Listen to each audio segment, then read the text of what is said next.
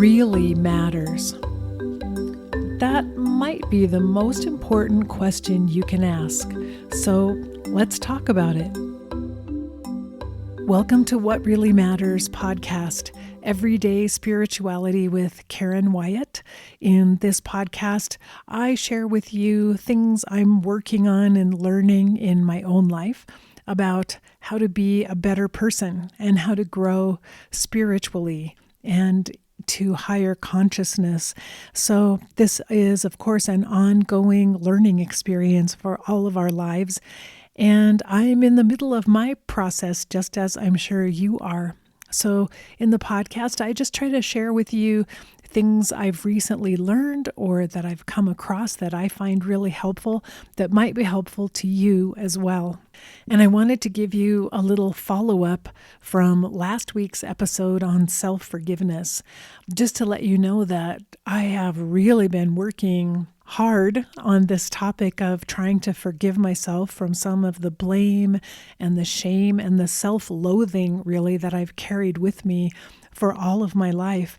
And it has been one of the most powerful things I've ever done. I've seen so many changes that have happened really suddenly, including changes in my physical health in a way. I'm having fewer headaches. I sleep better at night. It's been a really rapid transformation for me as soon as I acknowledged that there were things I needed to forgive, and I started making lists for those things in my journal and writing about them. It's as if the walls began falling down. And so I still have a long way to go. There's still a lot of things on my list I need to work through, but simply acknowledging that I needed to forgive myself for all of my past has already made a huge difference for me. So if you haven't listened to the previous episode on self-forgiveness, I encourage you to go back and take a listen and start your own practice of self-forgiveness, because I see how my lack of self-acceptance and self-forgiveness has actually been an obstacle to my growth in so many other areas. And that as I let go of all these strings from the past that I've been holding on to and all of these anchors of judgment and anger toward myself, as I'm releasing them, my energy level is changing and I have so much more room and space for all the positive things that I want to be working on. So I encourage you, take a listen to that episode and keep working on self-forgiveness yourself. And I will assure you it's making a huge difference for me, and I'm going to keep going, and I'll probably be working on this the rest of my life, but it's a very powerful practice. For today's episode, I'm going to share some thoughts about leadership, which might sound like a strange topic for me to discuss, but I was actually asked to create some material for a hospice that I work with around some skills for leaders who are going through a difficult time, which is what's happening for hospices and all healthcare organizations right now, as we are in the midst of the ongoing COVID pandemic, and particularly the Delta variant that is raging across the country. So what I want to emphasize, first of all, is that no matter what our position is, we are all actually leaders in some way in our lives. So whether or not you hold an administrative or managerial position, you are still a leader amongst friends and family members and in the social organizations you belong to, and even in your own workplace with other coworkers. You can and should be a leader, and particularly if you're someone who's working on spiritual growth and who's in the world to be of service to others. Part of being of service is learning how to be a good leader to inspire and influence other people around you. And we can turn that around and say part of being a good leader is learning how to be of service. So these tips I'm sharing on leadership really apply to all of us. They're things that we can all use in our lives in order to be better at leading others and inspiring other people around us. And for the purpose of this conversation, I just want you to think about the metaphor of surfing. And imagine, first of all, that during a time of great difficulty, which is what really all of us are going through right now, it's as if we're caught in the ocean, trying to swim through the ocean and being tossed around by the waves.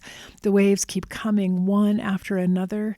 We have no control over them, and they really control us. They can lift us up, they can toss us to the ground, they can pull us under the water so that we can't breathe.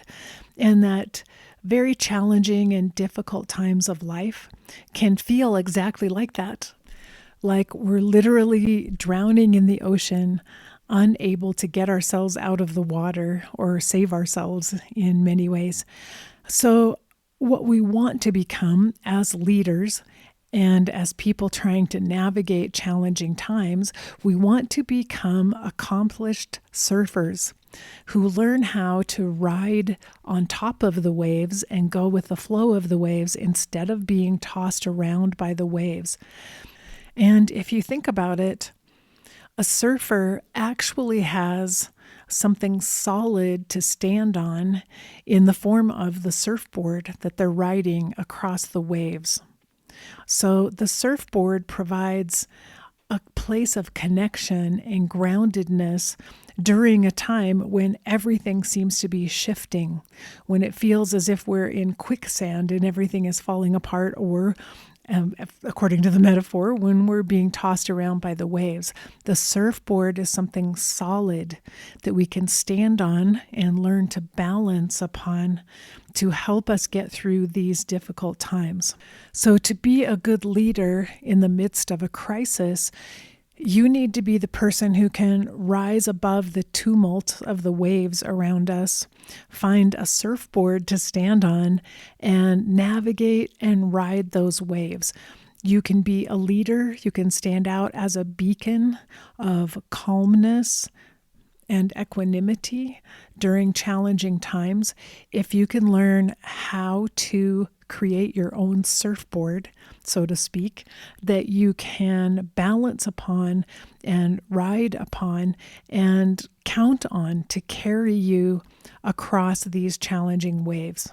So I want you to picture this image of the surfer standing solidly on the surfboard and riding upon huge waves that could be dangerous or threatening, but waves that are actually carrying the surfer along, and the surfer manages to navigate those waves. So I have 7 skills that you need to work on in order to be able to be a good leader and surf your way through times of crisis and difficulty. So the first skill is to learn to be adaptable. And if you think about it, a surfer on a board is constantly adjusting and adapting to whatever the waves are calling forth. Whatever the waves demand, the surfer has to adjust by shifting here and there, moving their weight on the board, changing their position slightly in order to stay afloat. And in times of crisis, it's extremely important to be able to adapt our approach to things, how we do things, how we look at it, what our schedule is for the day. And we have to be willing to accept change and allow change to happen because we simply can't stop it from happening. So in the midst of a crisis, instead of being upset about change, we have to learn to actually be even grateful for change. Change is what allows transformation and growth to take place. So if we can adjust our mindset whenever things seem to be falling apart around us, to remember that change is not a bad thing. Change is what permits all growth and evolution and transformation to happen. So become adaptable in the midst of change. Focus on responding quickly when something around you shifts or changes, and be willing to maintain your balance by moving a little bit, adjusting here and there, rethinking constantly how you're doing things and how you're approaching things.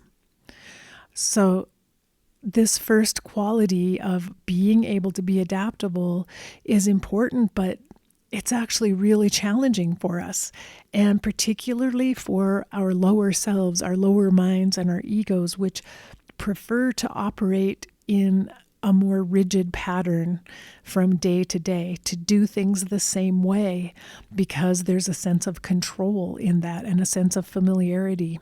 So we have to get used to a little bit of discomfort in the midst of these challenging times.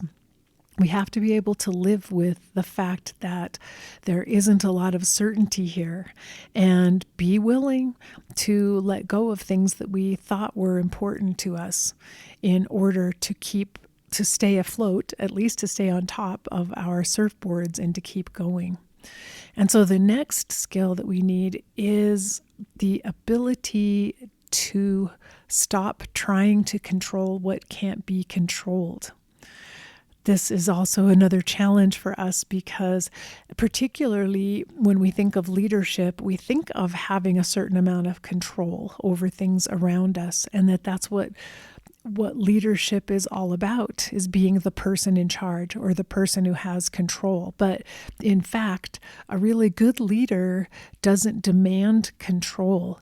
A good leader can let go of things that can't be changed and, again, be adaptable and learn how to be creative in the moment and to do whatever is necessary to cope with the change.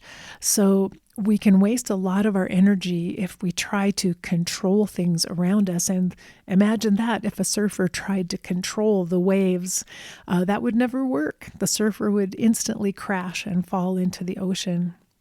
So we have to let go of control. We have to let go of a lot of small things often that we want to see go a certain way, and allow them to dissipate. Things are not going to be the same as they used to be.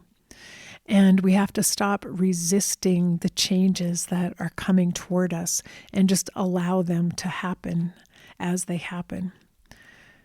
The third skill is to be able to see a bigger picture in what's happening. It's easy to get lost in all of our fear or anger or sadness when change is happening all around us, and we can become overwhelmed by those emotions. But if we can take one step back from these negative, lower consciousness emotions that are overwhelming us, we may be able to see a bigger picture, that there's something more happening here than just what appears to be affecting us in the moment. And so as we're surfing along on the waves, to continue this metaphor, it might be that we recognize that this wave that we're riding is part of the vast ocean that covers our planet, and the tides are coming and going. They're affected by the moon and the sun and the pull of the planets in our solar system, that there's something so much bigger happening than just the movement of the one wave that we're on. This wave is just part of an entire ocean. And so we are experiencing a very small part of the bigger picture that's happening. We're an important part of the bigger picture, but we can't see all of it at once, and we can't necessarily understand all of it or why it's happening or what it's about. But when we remember that there's something bigger going on, it gives us a chance to remember that we are here in service of a greater purpose than we even know. So as part of something bigger than us, we are not really alone. There are many, many other people involved in this bigger picture and many other things happening around us.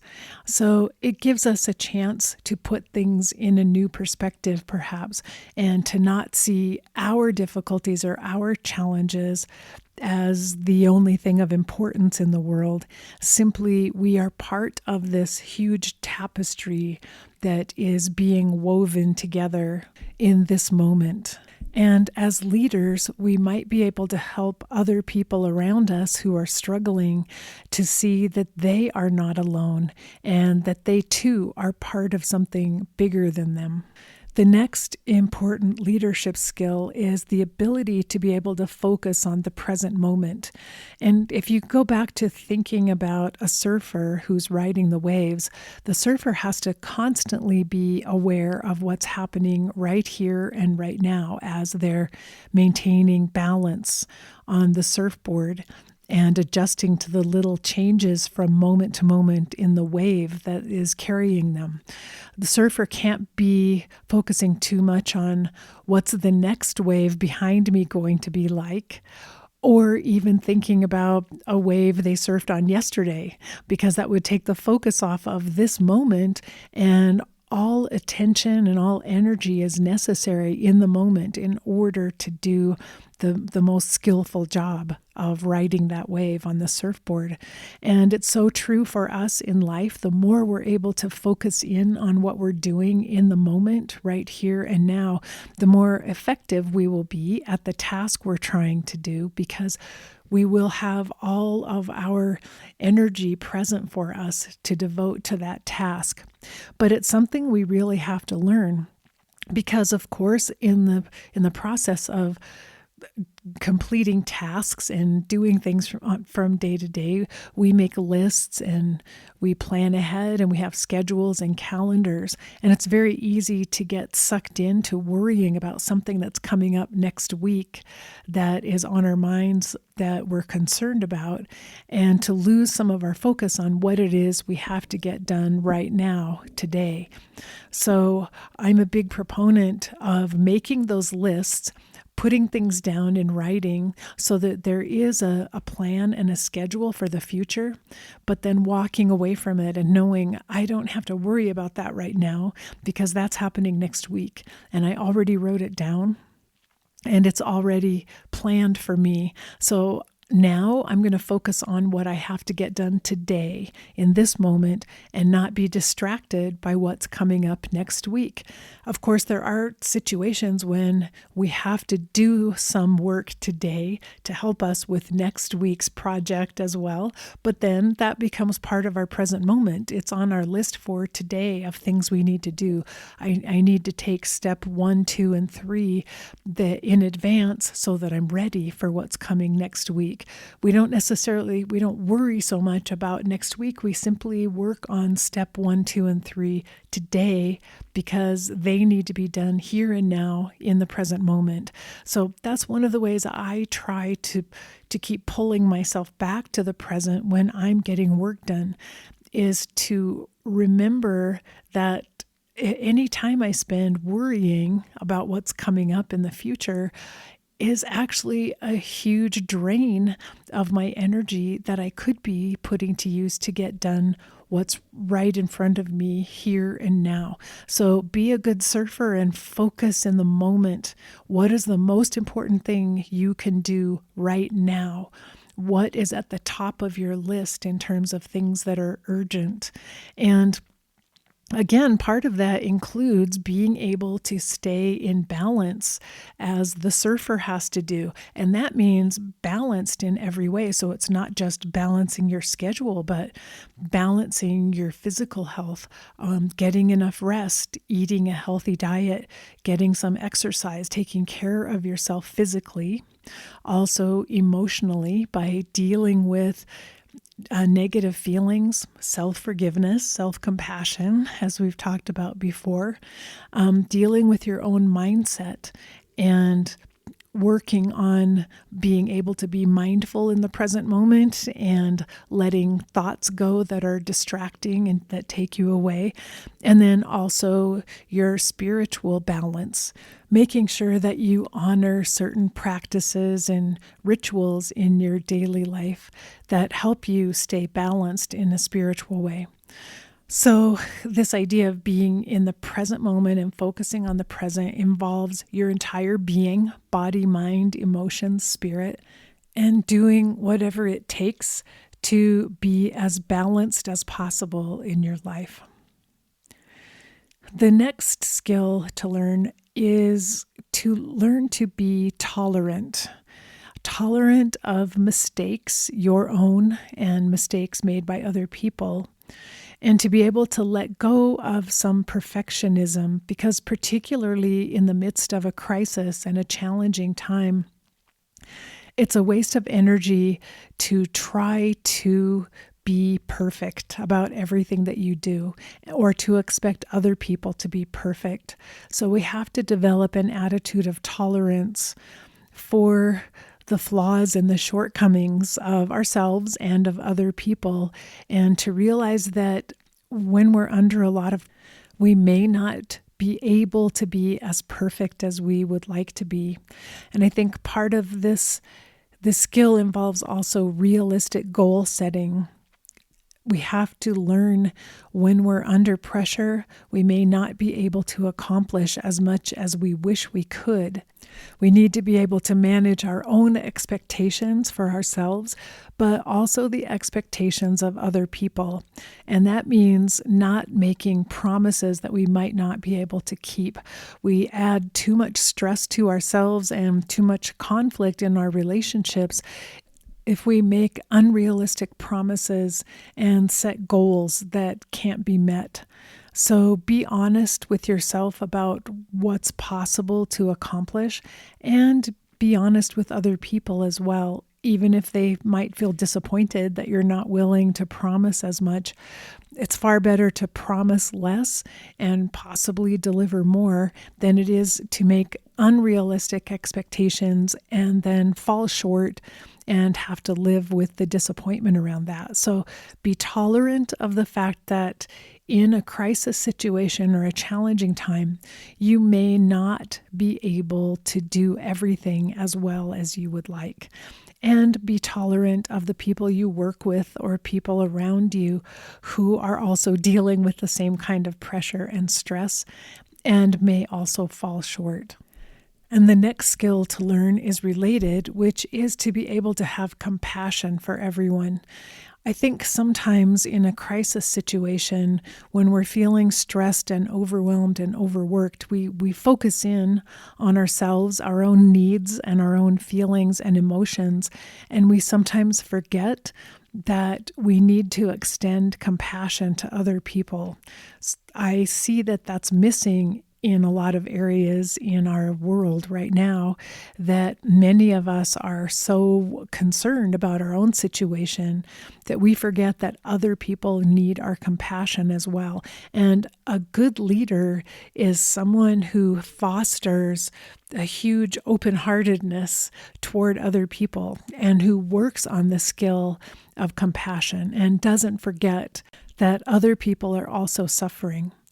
And there's something amazing about extending compassion to other people, is that our ability to feel compassion actually grows. The more we share it and the more we give it to other people, the more we foster it within ourselves.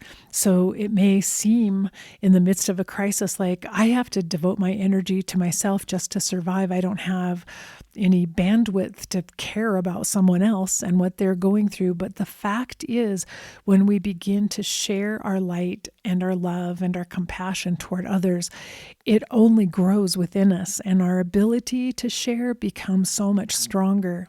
So a good leader remembers this and is always approaching other people with compassion.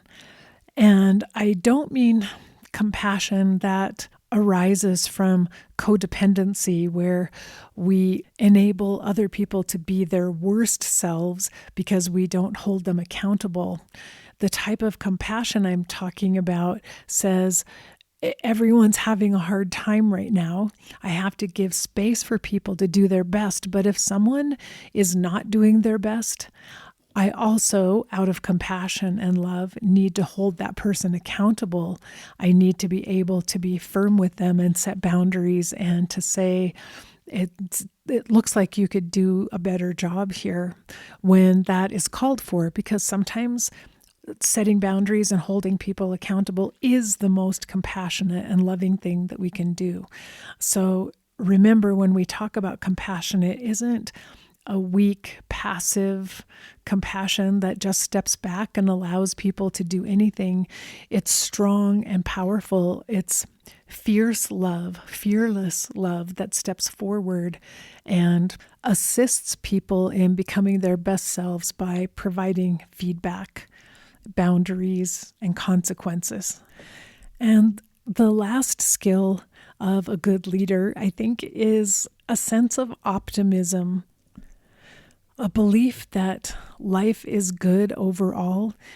The universe is beneficent. It's a good place to be.